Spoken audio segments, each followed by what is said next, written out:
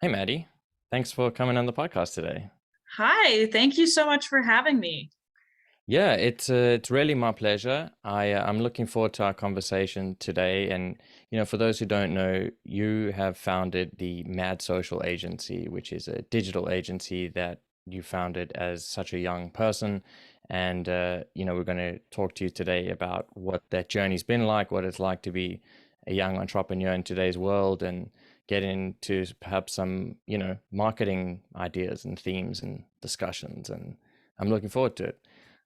So For why don't sure. we start off with just a little bit about you? Can you tell me a little bit about your journey that got you here? How did you become an entrepreneur at such a young age?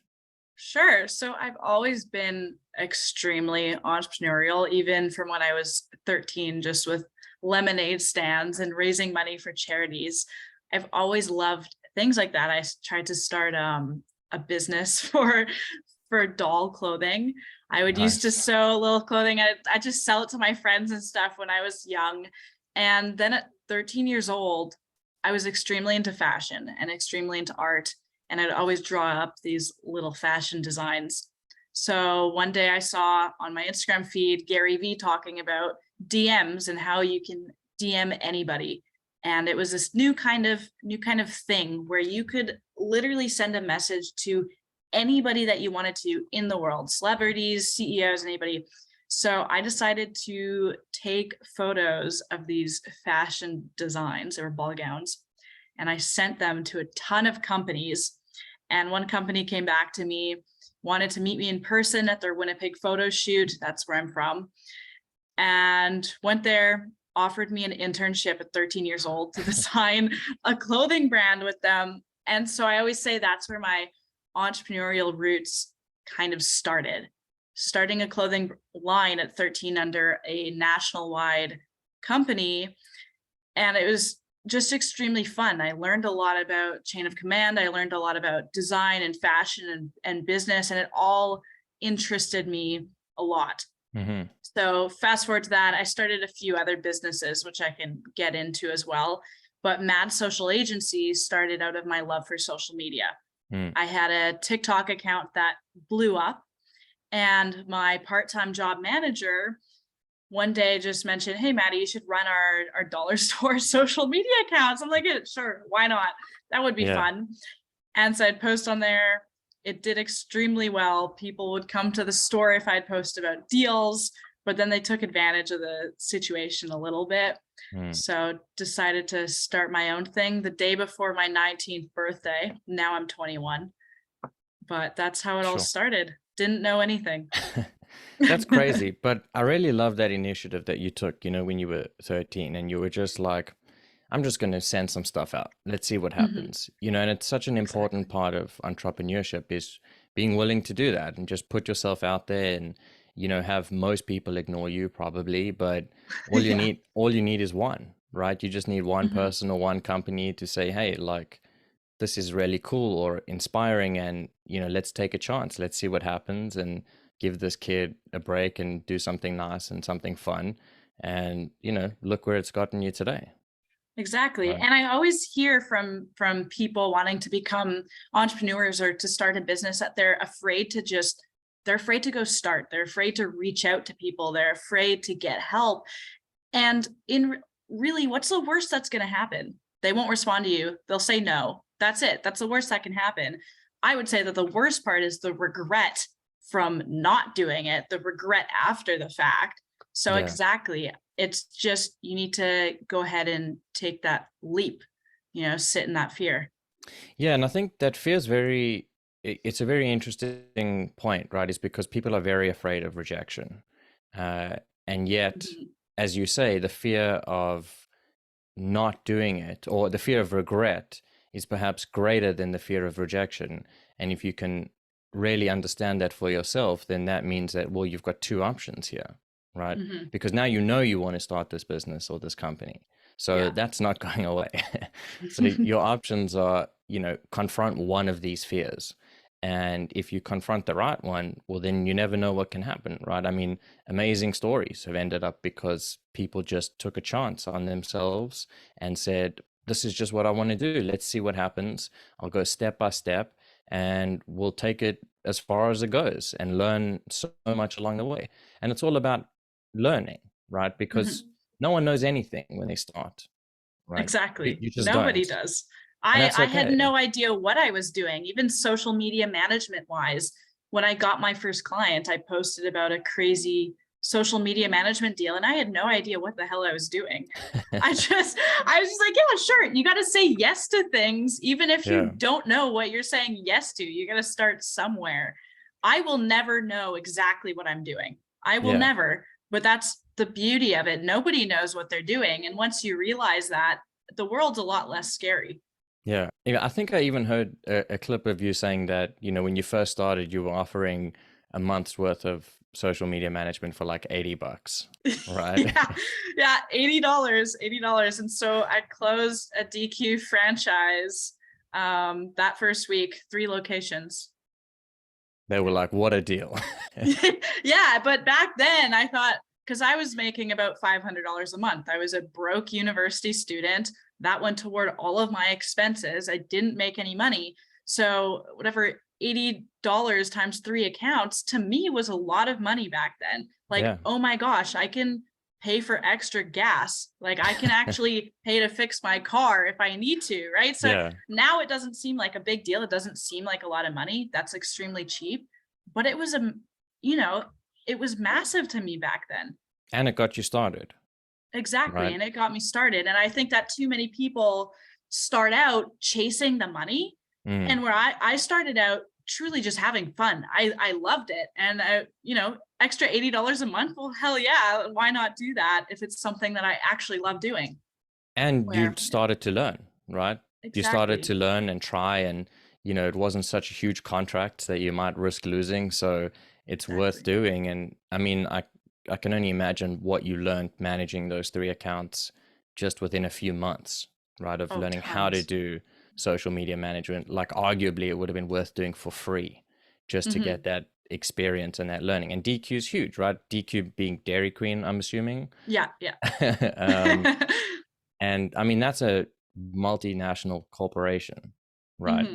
Is it a Exactly. franchise? Is that why they can sort of just hire someone on their own? Yeah, correct. It's a franchise. So these specific people own a few locations. Got you. Do you still work with Yeah. them?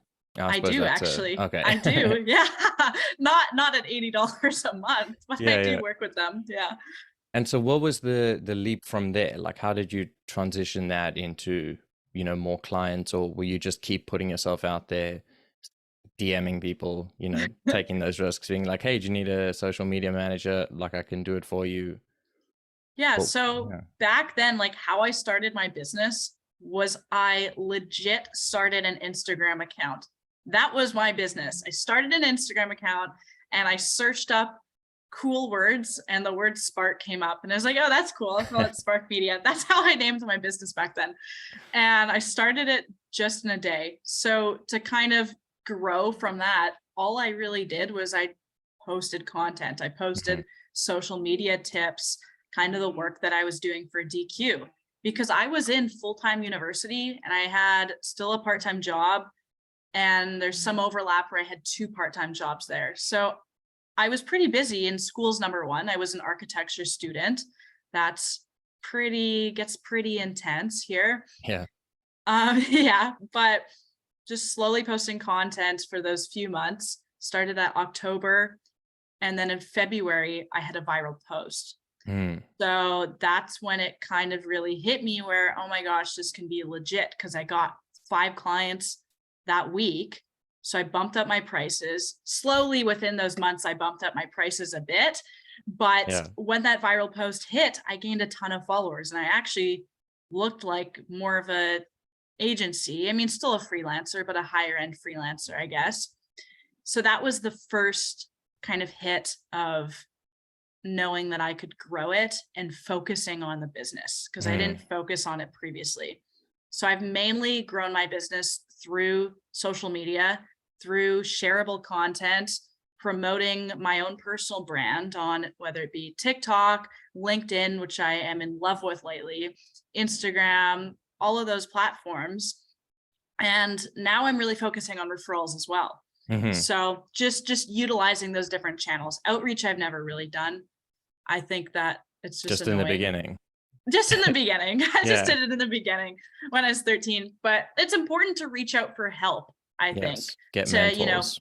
get mentors, make connections, all of that. But I don't necessarily believe in just cold messaging businesses on Instagram. Like I'll do that if they follow me, I'll introduce myself, but that's about the extent of it. Yeah. Because, if they want my services, they'll message me. And I Yeah, think my content should speak for itself. definitely. I mean, that's how we met, right? Is Yeah, I followed you on Instagram and I got a message from you. exactly. Uh, Exactly. it Yeah. was great. But so I actually want to talk about this, this viral sensation that, I mean, not Hmm. sensation, it's viral phenomena that happens, right? Where a company, specifically, let's talk about companies as opposed to like individual people. Um, I see a lot of these days companies putting in a ton of work into their social media, sort of looking for that viral video that'll help them sell their product or their service or whatever it is that they do.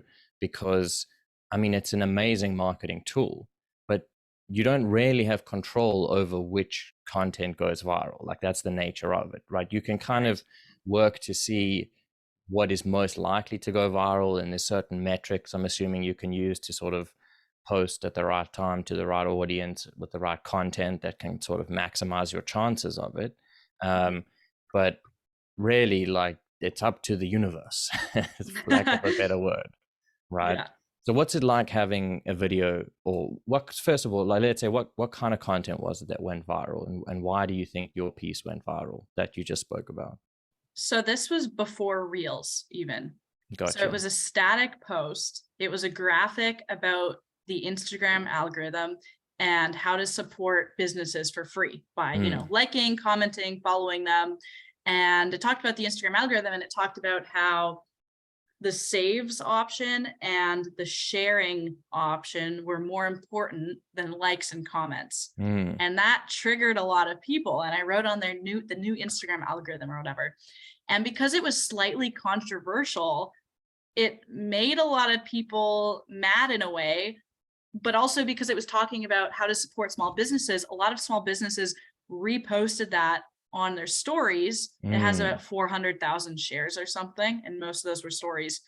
And so it gained a lot of traction to my account for my exact niche that I wanted, small Right. businesses, business owners, right? I don't really care about anybody else. Yeah. Um, and yeah, that was the post. I think that now getting a viral post is a little bit different. Now you want to focus on that video format. I also find that viral posts are the ones that are not over curated. Hmm. Too many businesses, too many other marketing agencies over curate everything. They'll film these super fancy videos and only post that on social media, which, yes, fancy videos are great. It, adds quality to your brand, adds everything. But the ones that are actually going to get traction, the ones that are actually going to get viral, are the ones where you literally take out your phone and videotape something stupid that you just think of that minute, or you kind of follow a dumb trend. Those are the ones that will actually help out your account more, I find. And then there's also the aspect of, if you're a business, do you want to focus on selling that one viral product and not having longevity of your brand? Or do you want to focus on building a massive brand and still have it around in 20 years? Right. Big So I difference. think, yeah, I think if you're looking for that longevity, you want to focus more on the community aspect of social media and slowly building up your audience, getting real people. Whereas if you want to just sell that one product, sell a shit ton of it right then and there, then yes, follow the viral aspect of it, because you're going to get tons of followers, you're going to get tons of attraction then, but they're not going to be long lasting customers. They're Hmm. not going to continue to interact with you, and you're not going to build that long lasting customer base. Right. It's not sustainable in that sense. Exactly. Right. And Exactly. that makes a lot of sense. And so you're saying that, like, because I want to learn more about this, like, take a quick video from your cell phone. Right Yeah. now, is that because, like, that's the kind of content that appeals to people these days the most at this time, right? Like, things keep changing. But in your experience, is that what's the most attractive? I don't know what the right word is. It's attractive because it's not being overthought. So it's Mm, generally more stupid and more funny. And right. why do you go on social media? You go on Yeah. social media to be entertained, right? You go on it in your leisure time to scroll, see what people are up to, have a little laugh. So yeah, sometimes you want to go on there to see super cool videos, but oftentimes what's going to catch your eye and what you share to friends, which shareability is way more important than the algorithm, are Mm, those stupid videos, right? And so hmm. my best videos on TikTok, for example, are ones of me cleaning my tires with that white foam spray because people thought I was painting my tires. I did the McDonald's trend where you order an ice cream and you grab it from the actual ice cream and not the cone, and that got tons of views too. Right. So People just like silly stupid. stuff. Yes, people like silly stuff, and when brands and businesses specifically integrate that into their social media content, a lot of people don't expect it Yeah. because it's a business, they should be professional, and a lot of businesses over curate their feed, and any agency they hire will over curate their feed as well, when really what's going to do well and what's going to get their brand out there and be super interesting to the audiences on TikTok and on Instagram are the stupid things that you don't expect them to do. Right. It's a different way of thinking about marketing. Right. 100%, it's completely different. So when you say over curated, what exactly do you mean? I mean, by having the extremely fancy camera equipment, planning it all out, planning it out as if it's a movie or something, Mm, editing it perfect, having the perfect music, voiceover, everything, which those are great. They can be super cool. Of course, it depends on your brand. Maybe yeah. extremely high-end brands only want that, but I never really see those go viral. No, and because they're and not the amount interesting. and the amount of ROI on it. Like, think of the money that you're spending to get those fancy videos made for Instagram Reels. And if you have to pump out at least 3 videos or 3 posts a week, well, that cost is going to go up like crazy. When if you get somebody who can just take it on their phone and edit it kind of decently quick and do the captions, do everything for much less, and the result is better because people can sense bullshit, and extremely curated videos are bullshit. When you get someone who makes authentic content, it just is a lot more relatable to your audience. Right. And I think that people would rather watch something that's not as well produced but more entertaining than something that's very well produced but boring. Exactly. Right? Like there's tons of videos and memes and things like this online that are terrible quality, but they're so popular because the content of it is amazing, right? Or Mhm. entertaining. And so people don't care about the quality. They'll deal with it. I mean, it's not ideal, but they'll deal with it because it's worth it anyway, right? So Exactly. it's Exactly. not the right aspect to focus on. Or I guess it's one of the aspects to focus on, but shouldn't be your primary if you're a content producing company, right? Mhm. I'm just gonna plug my light back in Go for because it it. unplugged. I might as well have the best lighting possible. Yeah, let the world see you. Oh, while you do that, my There we dog's go. my dog's asking to be let out. Okay, there we go. A little break. Go on. Okay, sorry about that. Perfect. Now, one of the interesting aspects about social media marketing is influencer marketing, Hmm. right? And it's a relatively new phenomenon, right? Because the whole concept of influencers is new. So, what kind of brands or companies do you think are best served by influencer marketing? Everybody. Everybody. I think that there is a way to use influencers for every type of business out there. And I can give you a couple examples. So I have a fitness client, and what he does is he's an online fitness coach. He owns a massive business now, and he coaches middle-aged women. So how can he get influencers? Well, he doesn't train people for free. He doesn't do any of that. What he'll do is he will pay meme pages and online influencer moms to repost one of his videos with a caption, and he pays them. Mm. So that's an interesting way that you can use influencers. Most people think of influencers as product based. You would send them your product and they would do either a review or they would use it in a video and you'd pay them. That's the traditional way of using influencers for e-com purposes, but I think that everybody can use it, even for property developers. There was one scenario in Winnipeg where, there's this gorgeous new apartment building made and they were targeting university students because it was right near the university.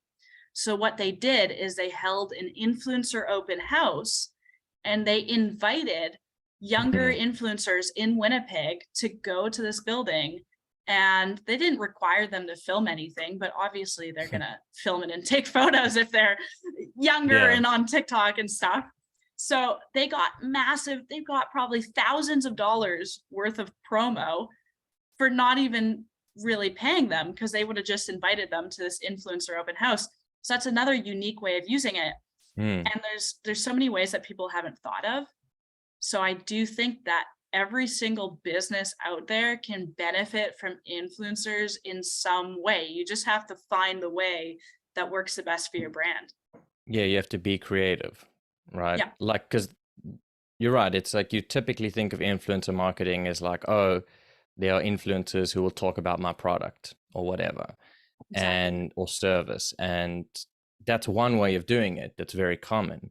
But there are other ways, and arguably these ways are better because they're more organic, right? Exactly. Like, you're not telling people what to say. You're just inviting them to your location, to your party, and being like, just do your thing. Like, this is your world. Do it however you want to do it. And we'll give you some free food or whatever they offered them. Yeah, the restaurant free food one is amazing. Even if you have a lounge, invite a bunch of influencers there, tell them you'll pay their drink tab for that night. They're going to have a blast. They're going to film so many videos. They're going to tag you in your Instagram stories, and you'll get thousands of dollars of promo for the cost of the drinks. Yeah. So it's insane. Yeah. What do you think of the life of an influencer? The laugh? No, the life. Oh, the life. Accents. I think that the life of an influencer is, people think it's better than it actually is, because it takes a lot of work. Filming videos and editing content and coming up with ideas is tiring. It doesn't seem like it because, everybody tries to make their life look perfect online. I probably accidentally do that as well, but it's hard. It's a lot of work. Like, I spend 14 hours of my day. I mean, I'm specifically business owner, but in front of computers, creating content for other companies, sending emails. And I barely even think about my TikTok anymore, which is quite unfortunate. But it's so fake online. And now that I'm in this industry, I completely notice that. And social media is toxic, but it's really good as well, because you can learn a lot from it. You just have to make sure you're looking at it in the right aspect. But the life of an influencer is way more work than you'd think, and not as glamorous. Yeah. And I think people sort of have that sense of people online anyway, right? Is it's like, well, because everyone's only posting their best. And so you look online and it's like all this amazing stuff. And then you forget that, like, that's a snapshot in time or a very well edited video, right? Where, someone's going to this place and doing this fun thing. And you're like, yeah, that took them, like, they had to fly there, they had to stay somewhere, they had to do all these things. And you're seeing like a minute of worth of content that makes it look amazing, which is what advertising in general does anyway. Right. They're just advertising life, I suppose, is one way to think about it. Yeah. I'd say the best part about the influencer life is getting invited to events and that type of thing for free. That's by far the best part of it. But then what do you have to do after that? You go to an event for free, take your videos, whatever. Then you have to go home and you have to sit there and you have to edit it for 2 hours. You have to send them the content. You have to do all of that. So Yeah. There's a payoff. There's definitely a payoff but that's like anything in life, right? There's pros Well, and yes, cons to of it. course, but people don't think about that when No, it no, comes to influencers. of Yeah. course not. And, I have a complicated relationship with social media because, on the one hand, I think it's brilliant, right? I Hmm. think it's changed the world in many ways for the better. And it's so useful, and I use it, personally and professionally, like for my business and podcast and stuff like that. And so it's so important, but it's also like so dangerous. And Yes. it's like I don't it's hard to be in the position where I'm like creating content, but at the same time being like, don't spend too much time on social media because it's Hmm. it's bad for your brain, which it really is, right? You want to create more than you consume. Yes, but that's for me, right? Not for Yeah. everyone, because most Yes. people aren't Yes. creators, right? Yes, that is true. I But create far you, more than I consume, yeah. because I mean, I didn't used to be that way. I would get sucked down the TikTok rabbit hole for hours, right? Come out the other side just feeling depressed and shitty and being like, what am I Hmm. doing with my time? And then it would happen again and again until I was like, no more TikTok for me, right? I'll post on TikTok, but I can't be a consumer because I just know myself and it just doesn't work for me, you know? Hmm. And I think that a lot of people end up feeling that way. And yet social media is just so prevalent and just everyone uses it at all ages. Like it's Yeah. really funny looking at, um, the analytics of various videos and seeing like on TikTok and seeing like the 77 plus age range watching videos. And I'm like, who are these people on TikTok? I mean, it's great, like good for them, but Yeah. it's Yeah. just so unexpected, you Right. know? Because they just watch it. They don't post. Yes. So a Or lot of some do. businesses, some do, but a lot of businesses feel like their older target market isn't on TikTok. And that's completely wrong. It's just the fact that they don't post as much, Hmm. so you don't see them. Yeah. I like the sort of, um, elderly folks on TikTok posting stuff. It's always Honestly, fun. that's the best. That is the Yeah. best. They're always great. It's always a little bit of like, I don't really know what I'm doing, but I want to be part of it. I want to say something Yeah. or do something. I don't, Yeah. some of them seem like they don't really understand how the world of TikTok works and how you can post one video and all of a sudden 10 million people have watched it and how that's going to seriously impact your life. Yeah. Yeah. um, but that's great. That's part of the fun, right? It's such a weird platform, TikTok. Like It brilliant, but is. weird, right? And Extremely. it's just absolutely taken over. And I don't know. I think it's here to stay for a while. I do too. I think it's just going to get bigger and bigger.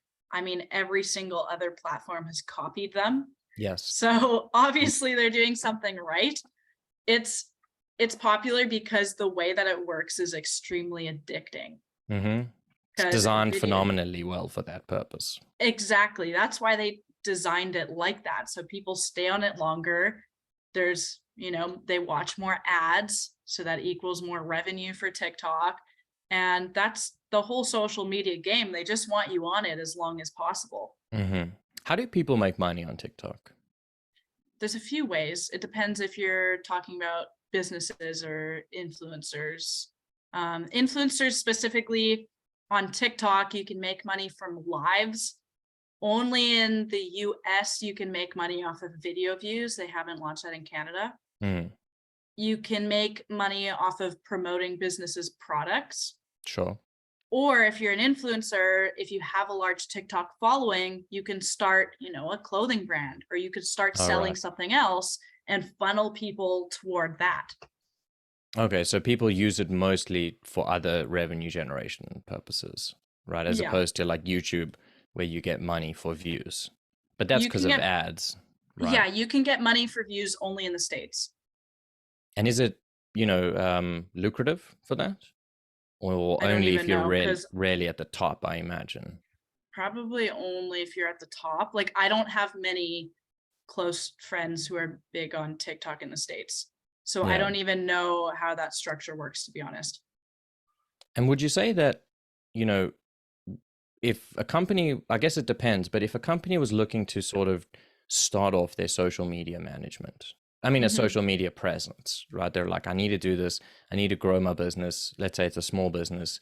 Um, would you say that TikTok should be their first line? I recommend starting Instagram and Facebook first, Hmm. and then 2 months after, get on TikTok. How come? I think that Instagram and Facebook are much easier to get your, like, if you're a well-known brand already, Hmm. people are going to search you up on Instagram and Facebook first opposed to TikTok. TikTok is more where people will see you and notice you because of your video being on their For You page. But like, I've personally never searched up a business on TikTok in my life. I search up businesses on Instagram. That's just me. I Me feel too. like that's the general population, but I search up companies on Instagram, Facebook. So anybody who already knows them probably wants to find them on Facebook and Instagram just to keep up with their brand. So I recommend that first. I also find that those two are easier for creating content and Hmm. for posting and for managing in general, where TikTok requires a bit more work in the sense that it's all videos, and you have to find that fine line between how how controversial and funny does this business want to be. Yeah. Whereas on Facebook and Instagram, you can post just like brand stuff, right? Yeah, exactly. So it's a good way just to, you want to slowly get into it. I Yeah. find that a lot of business owners will just get on absolutely everything, and then they'll be extremely overwhelmed. They won't know what to post, but they want to post on everything. They just don't know how or don't know what. Yeah. So Yeah. starting out with one or two key platforms, which I think Instagram and Facebook are the best for that, is a great way to start out. Then you slowly transition into TikTok. You should always have a LinkedIn account, even if you don't post on it, but then start posting on LinkedIn after that. Yeah. Yeah. You know what's interesting though is because I was thinking about that now, what you said about companies on TikTok, because I don't look up companies on TikTok either, but I Mhm. do on Instagram. And I think it seems to me that like TikTok is chaos, right? Yes. Now you have to be ready for the chaos, whereas Hmm. Instagram's quite peaceful, right? In the sense of like Exactly. you look at an Instagram page, you can see the posts, they're nice. Most of them are static or Mhm. static-ish. It's not chaos. You're not like trying to go through these videos that are like, flipping camera angles every 3 seconds and music and all this like chaos. Like there's some of that, Yeah. but it's not all of it. Hmm. And so you can get a much better sense of the brand on Instagram, where you can see, okay, this is the kind of clothing, let's say, and this is the brand message and the brand identity, and you can get a much better sense of what's going on. And Facebook, same, Yeah. just a little bit different. And so, yeah, that makes sense because TikTok is chaos. Hmm. Like, I don't know how you would even get a sense of a brand identity as a whole just through TikTok. You Like it would have to be you done can't. really well. Yeah, it's a lot harder. On Instagram and Facebook, curating the brand and how it looks, so much easier than TikTok. And with TikTok, it's really hard to have that kind of sales funnel. You Mm, can only have a link in your bio if you have over 1,000 followers. So, even if you get a viral post when you just start out, there's absolutely nowhere for followers to go. They can search yeah, you up on Google, but most people are lazy and they just want to click a link. You also can't really, the DMs, that's the one thing I hate about TikTok. The DMs and the messages isn't really effective. Where Instagram, the DMs I absolutely love. And on a business account, interacting with users and customers, super easy. Where on TikTok, it's a lot harder because they have to, I mean, depends on your settings, but most of the time they have to follow you and you have to follow them in yeah. order for them to message you. So making sales on TikTok is extremely hard unless you're going for a viral e-commerce product, basically. Yeah. And Instagram and Facebook have like, Meta's business suite that sort of like Exactly. sorts all that out for you. And Yes. you can deal with messages and comments and the whole Hmm. works from one place. You don't have to do it like manually, like one by one.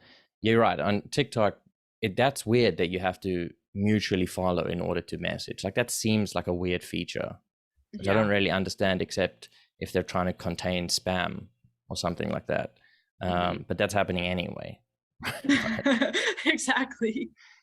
I wonder if there's a lot of like bots on TikTok. I Presumably. Well, there's bots everywhere. I mean, I Yeah. think there's more bots on Facebook and Instagram, Mm. but Instagram did a huge bot reset recently where they deleted a ton of accounts. Everybody's follower count follower count dropped like by thousands, and they all freaked out. It was just because Instagram was getting rid of people. But I would assume TikTok looks like it has a lot of bots because there's a lot of accounts with 0 followers, no profile photo. But I truly believe those are real people who just Yeah. don't want to post. It's a way different. Everybody posts on Instagram for the most part if you have an account. On TikTok, a lot of people get accounts just to scroll. Yeah. It's also TikTok's way more anonymous, Way right? more. Most people are anonymous on TikTok, Hmm. whereas most people on Instagram aren't anonymous. I mean, you'd have to create a specific account to be anonymous, right? Yeah. Like otherwise you're using your real names and stuff like that. I mean, Exactly. and people still do crazy stuff using their real names, but that's always fun. And I'm like, I don't know if you know what you're doing, but hey, it's a free world, right? Yeah, yeah. It's always funny to see people like posting these like crazy things, and you're like, you're a real person in the real world. Like, you can't just say this stuff online and expect it to just be cool when you go to work the next day. Like, people are Yeah, going to know exactly. it's you. Um, Yeah, yeah. it's wild, but TikTok's different in that sense. It's do you find that like, because we were talking about how you can connect with people much easier as a brand through like Instagram and Facebook, and less Hmm. so on TikTok. So would you say that those two are the best for like connecting with your clients? Uh, Yes. does it follow from that logic, right? I would say for sure. And also just Facebook and Instagram stories are Mm-hmm. great for building a community and also for selling, because you don't want to sell in main posts, you want to sell in the stories. Where on How TikTok, come? because if you're just selling on your feed, nobody's Oh, gonna nobody's gonna follow you. because it's So all once selling. Yeah, because it's all selling. People don't go on social media to be sold to. They want to follow a company because they're entertaining and post interesting things. So they follow you because you post interesting things. And then, once they see your brand a couple of times, they'll see your Instagram stories where you'll then use CTAs to, check out your new YouTube video, check out your new products on your website, check out a sale.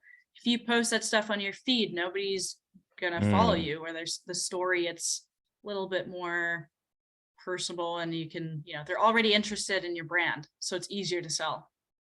Right, and I guess with stories, it's also less like in your face, right? Like $100%. you have to click on it. So you're kind of like, okay, I chose to look at this.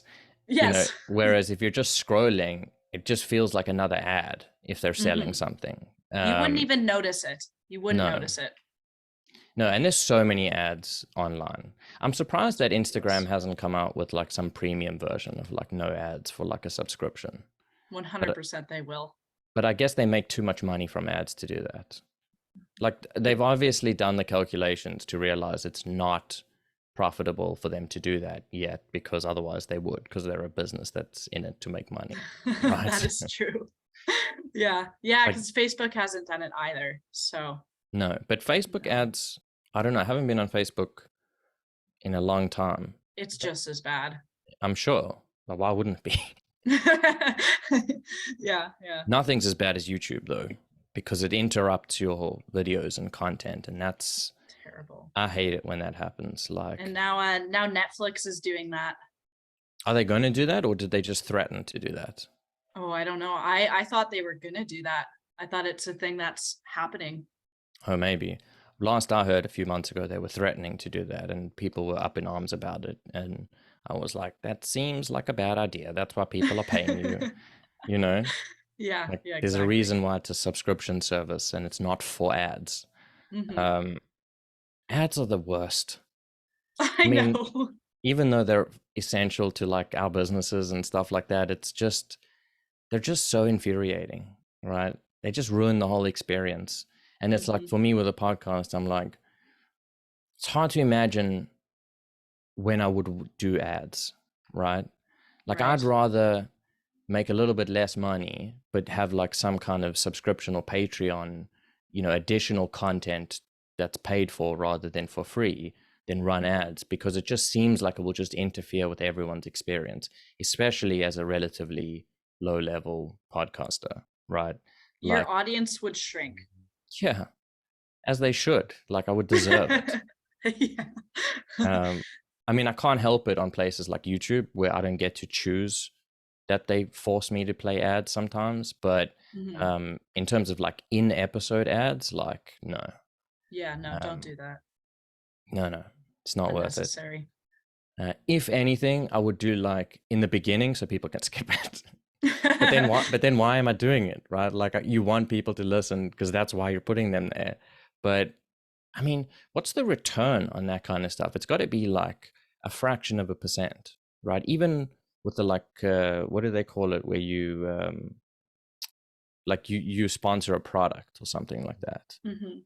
Like, I guess it depends on the account and how, because the business has to find the influencers, right? So yeah, they're looking for an audience that is their audience as well. So the return truly depends how well the business did their job of finding the influencers. but even so, like, I don't know that I've ever heard an ad and gone and bought that product. Not on a podcast. No. I don't think that ads on podcasts are effective, but TikTok definitely effective. Like Mm, I did, I do the odd ad just for when companies reach out for me. I did a snow cone thing and it got tons of views actually. So that definitely paid off for them. And then I did a event. I talked about a Winnipeg event mm, and then we put ads to it. So I think that did well also just because my whole audience is Winnipeg based. got you.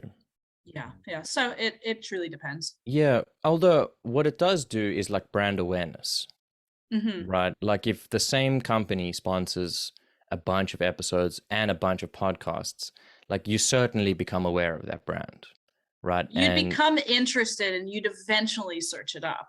yeah, if you're interested in that stuff.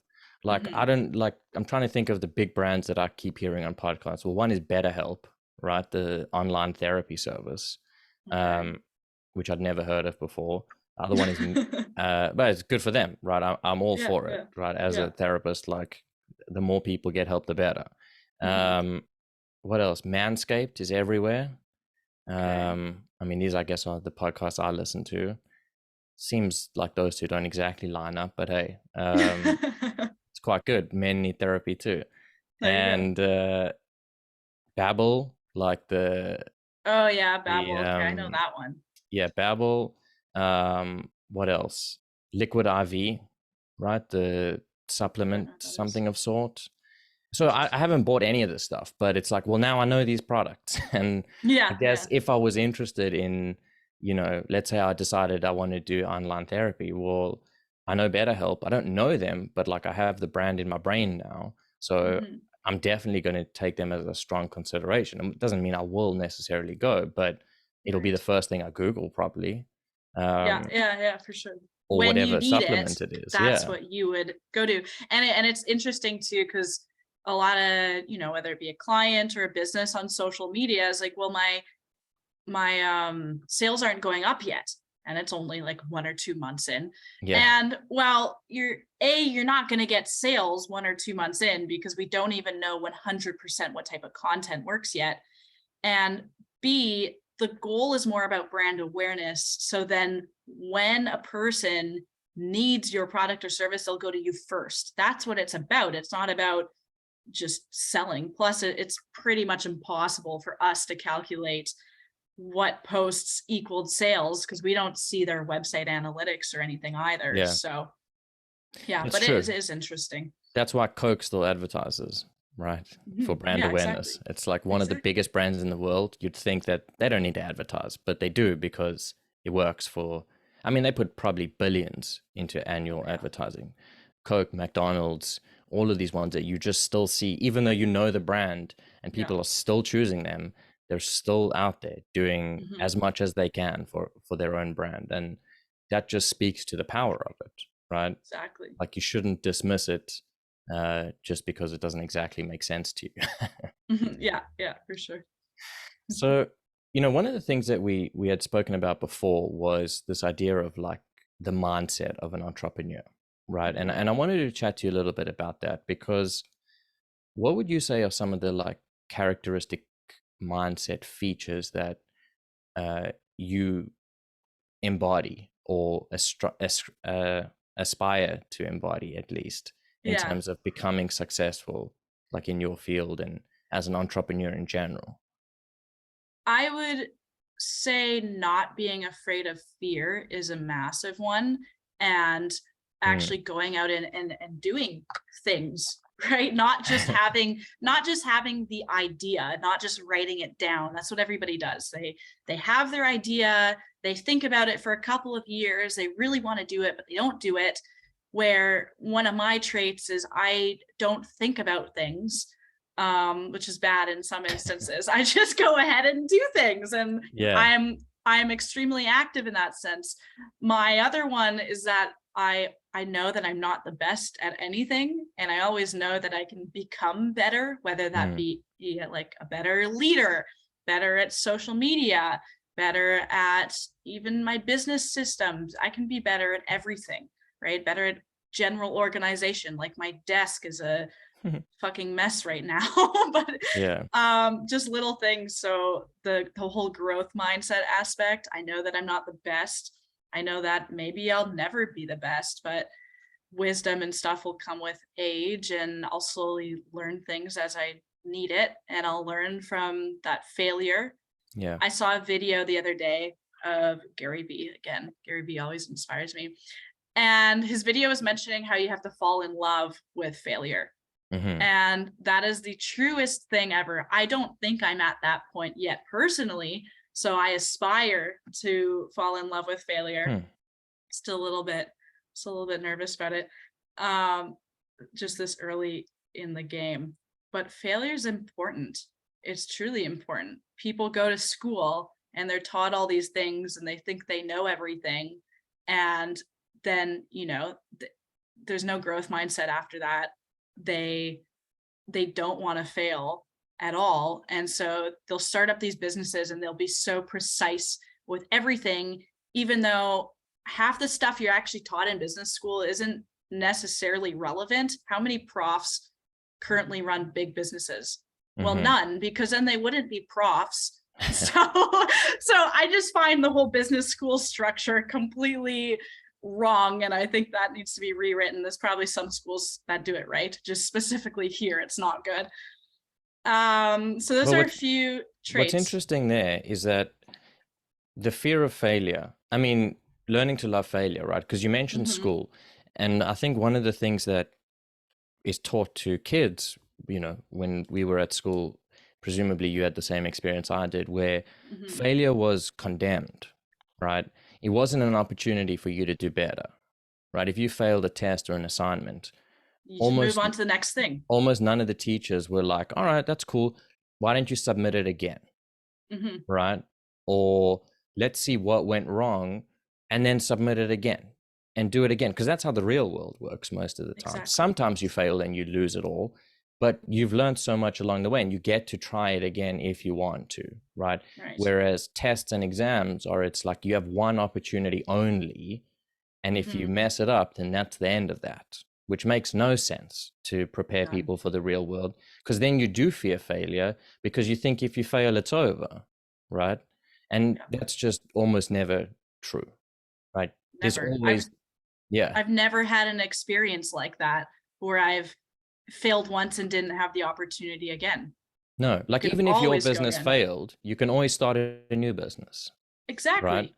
Not that it would be easy or fun or that it would be nice, but you Yeah. could do it, right? Hmm. You don't get to lose your, opportunity to run businesses just because you had one business failed. If that were true, almost no business that is successful would be around, because usually successful entrepreneurs are on their like third or fourth or fifth business when Mhm. they make it big, right? It's very rarely the first one that takes off because you don't know anything at that point. You have to Exactly. learn. Yeah. And so I think that's really important. And it's really hard to come to grips with failure because it does suck, right? Mhm. And it hurts and it gets you, it depends, but it usually gets you like in your soul, right? It feels Yeah.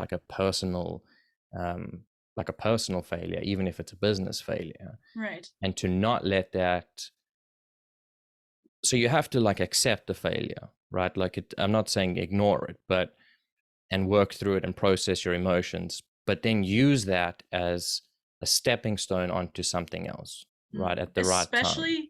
Especially as an entrepreneur, Yeah. it's really difficult because your business is your baby. Mm-hmm.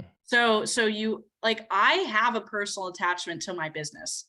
I probably shouldn't be this personally attached, but so you're completely right. When something in my business fails or goes a little bit wrong, I personally feel it Yeah. in my soul in a way. And so just noticing how to detach that. I'd say another trait about entrepreneurship is persistence and discipline. Mm-hmm. So always going at it every single day. There are days that I wake up and overall I absolutely love what I do and I'm truly blessed. But I have the days where I just don't want to do it. I'm tired. I don't feel like answering my emails, whatever, but I do it anyway Yeah. because I know that I have long-term goals that I really want to meet and I really want to make this business work. So that's one trait amongst that I see all business owners have is just that true discipline and that true persistence. You don't stop.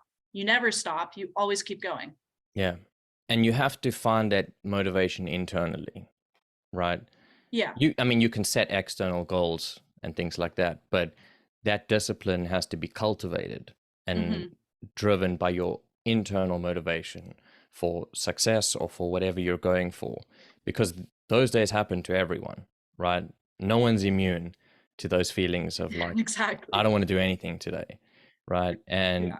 you should also give yourself appropriate rest and whatever, and fair enough. But Hmm. I completely agree what you say with you have to just keep going and just Hmm. get after it, as you say, and just focus. And you know what, even if you lose a day, fine, right? Yeah. Because maybe you needed it, or you Right. take a week off, like fine, maybe you needed that too. It's not like you have to be 24/7 No, gung no, ho, there's not. but But it's about being consistent and keep on going, especially during the down periods, right? Because hmm there are fluctuations, and there's fluctuations in your motivation too. So hmm sometimes you'll be far more motivated than other times. And when you're not motivated, that's when you're really susceptible to things going south, because it's easy to just stop at that hmm point, because doing things is more difficult than not doing things. But the things that are worth doing, I mean, anything that's worth having is worth doing. I mean, that didn't yeah. make sense, but you know what I mean. I know what you mean. You have to work to get the things that are Yes. worth having, right? Yeah, exactly. Um, that's super important. And did you find you always had this kind of discipline, or did you have to cultivate it? Uh, Definitely not. I used to be extremely motivated for a month at a time, and then it would just drop off. Mm, So I would, always, even in school, at the start of a project, I would want to get it all done. I'd be so motivated about it. I'd be so excited, do all my research, everything. And then it would kind of trickle off and I wouldn't really care about it anymore. And I didn't have the discipline or the consistency to stay at it. mm-hmm. See it And through. yeah, exactly. So that has 100% changed now. And I think a lot of that is because of goal setting and knowing where I want to go. Mm-hmm. Where, with the school project is just that's the project and that's it. What is the long-term goal of that project? Well, I didn't even want to be in school at that point. So Yeah. different story, but no, 100% it's changed. And it's changed just based off of maturing. Like I'm Mm-hmm. 21, right? So I still have a lot of maturing to go, but also based off of having conversations with other business owners. One of my favorite things to do is going out to lunch with other business owners in the city, learning from them, having conversations, almost as if they're a mentor, but not a mentor, right? And that's extremely important. And chatting with them, learning how their day goes, learning their goals, how they manage their team, their leadership styles. It teaches me a lot. And a common factor amongst all of that has always been discipline and seeing everything through and focusing on one project at a time, but also knowing that there is a long-term goal and there's something that small project will lead up to in years to come. It's just little small steps, right? It's not going to be Yeah. one big step ever. So that it was a general mindset shift that I guess fixed that discipline aspect of it. And also because it's what you want, right? And it Exactly. aligns with your values, right? Because when you're doing something that's in alignment with your values and with your goals, then it's much easier to get yourself to do stuff because you're doing it for you, right? Right. When you're doing things for other people, it's a lot harder, Mm-hmm. right? Now, you can reframe that in terms of like how you think about what you're doing for other people that's still being for you. That might help a little bit. But you know, that's up to each person to sort of figure out for themselves. Like, Exactly. how do I make this so that this is something that I want to do? Because when you want to do something, that inherently has motivation attached to it. And I Mm-hmm. think another thing that I learned was that sometimes you have to do stuff before you're motivated to do it, and the motivation comes afterwards, right? You don't have to wait for motivation to be there in order to do it. That's what everybody does. They wait for motivation. Yeah, because that's what gets us going, right? Yeah. But you don't actually have to. And sometimes you can't afford to wait because you might be waiting for a long time. You might miss an opportunity also. Yeah. And you never know, right? You might start and the motivation suddenly arrives, but you have to start. And that's a really hard thing to come to grips with and takes practice, but it certainly can be done. And it's one of the things that people, it's one of the pieces of wisdom that people have espoused for forever, right? Is don't wait for the motivation, do it anyway. The motivation will come, right? Yeah. I think Exactly. that's a great place for us to finish off because this hour's flown by, and I want to respect your time. And so, thank you so much for coming on. Please tell everyone where they can find you. What would you like to promote for yourself? And yeah, Sure. Thank you so much for having me. This has been a blast, by the way. You can find me on Instagram, Maddie.Teresa, or my business account, Mad Social Agency. My TikTok and all other platforms are the exact same as that. And I look forward to chatting with all of you. Just send me a message if you have any questions, need social media help, anything.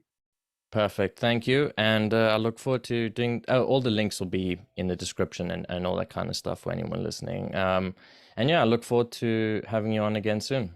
Awesome. Thank you so much. Thanks. Take care.